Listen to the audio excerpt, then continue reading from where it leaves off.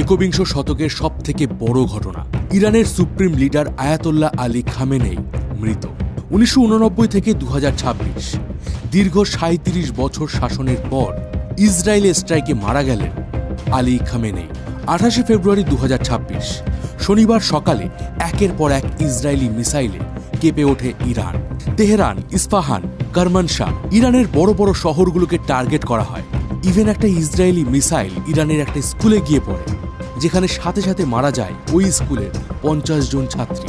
ইসরায়েলের পাশাপাশি আমেরিকাও এদিন ইরানের উপর বেশ কিছু মিসাইল ফায়ার করে।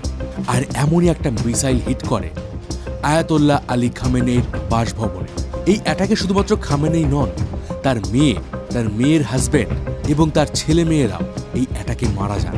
প্রশ্ন হচ্ছে, তাহলে ইরানের ভবিষ্যৎ কি? ইরানে ইসলামিক শাসনের কি এবার তাহলে পতন হতে চলেছে? এদিন এই মিসাইল হামলার পর ইরান কিন্তু চুপ করে ছিল না। মিডল ইস্টে আমেরিকার যতগুলো মিলিটারি ঘাঁটি রয়েছে, তা সে দুবাই হোক, সৌদি আরব বা বাহরিন, ইরানের মিসাইল প্রত্যেকটা আমেরিকান মিলিটারি ঘাঁটিতে অ্যাটাক করে। কিন্তু আশ্চর্যজনকভাবে আমেরিকার এয়ার ডিফেন্স সিস্টেম এই মিসাইলগুলোকে ইন্টারসেপ্ট করতে ব্যর্থ হয়ে যায়। প্রশ্ন হচ্ছে, আমেরিকা কি এই হামলাগুলো ইচ্ছে করেই হতে দিয়েছে, যাতে তারা ইসলামিক কান্ট্রিগুলো সাপোর্ট পায়? আর যেভাবে ইসরায়েল এবং আমেরিকা লাগাতার ইরানের উপর মিসাইল ছুটছে, বম্বিং করছে, তাতে কি ইরানের সরকার বদল হতে পারে? নাকি আমেরিকা ইরাকের মতো ইরানকেও একটা ফেইল্ড নেশানে পরিণত করতে চাইছে? আর সবথেকে বড় প্রশ্ন, আমেরিকা ও ইসরায়েল বনাম ইরানের এই যুদ্ধ কি তৃতীয় বিশ্বযুদ্ধের রূপ নিতে পারে? তো আমি রয়েছি মিঠুন আপনার সাথে। আজ এই রিসেন্ট যুদ্ধ নিয়ে বেশ কিছু অ্যানালাইসিস আপনাদের সাথে করব। এই টপিকটা ভীষণই ইন্টারেস্টিং হতে চলেছে। বলতে পারেন, এতদিন যে ইতিহাস আমরা বইয়ের পাতায় পড়ে এসেছি, সেই ইতিহাস আজ আমরা তৈরি হতে দেখতে চলেছি। তাই অবশ্যই ভিডিওটা শেষ পর্যন্ত দেখুন। আর আপনাদেরকে রিকোয়েস্ট করবো, অবশ্যই একটা করে লাইক করে দিন, শেয়ার করে দিন এবং চ্যানেলে নতুন হলে অবশ্যই সাবস্ক্রাইব করে দিন।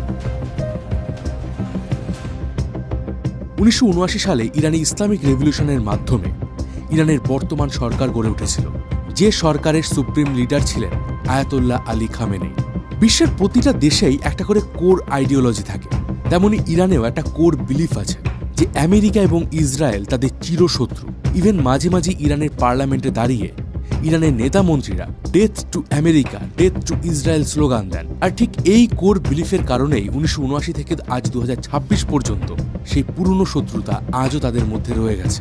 আর আজ এই শত্রুতাই সারা বিশ্বকে তৃতীয় বিশ্বযুদ্ধের সামনে এসে দাঁড় করিয়ে দিয়েছে।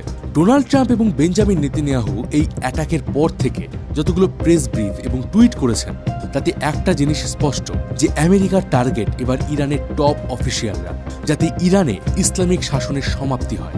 এখনো পর্যন্ত এই মিসাইল অ্যাটাকে ইরানের প্রায় 40 জন টপ র্যাঙ্কিং অফিসিয়াল মারা গেছেন। ইরানের সুপ্রিম লিডার আয়াতোল্লাহ আলী খামেনেই তাদের মধ্যেই একজন। এবং রিসেন্টলি ইসরায়েলের তরফ থেকে খামেনেইর বাসভবনের একটা ধ্বংসস্তূপের ছবি ভাইরাল করা হয়েছে।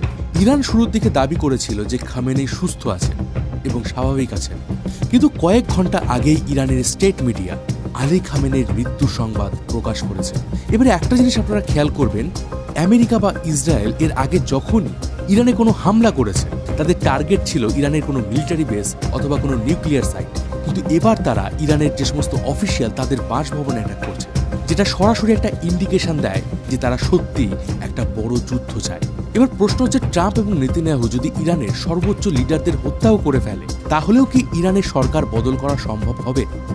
এবার আপনারা এই ডায়াগ্রামটাকে দেখুন।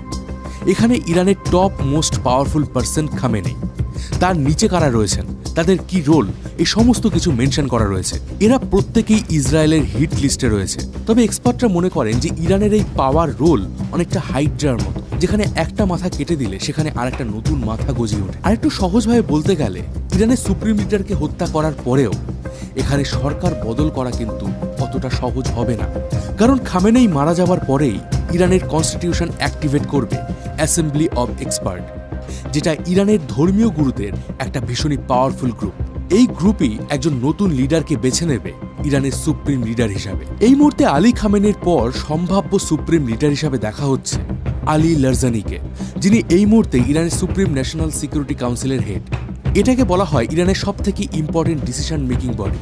অর্থাৎ আজকের দিনে আলী খামেনেইর পর সবথেকে পাওয়ারফুল পারসন এই লোকটি।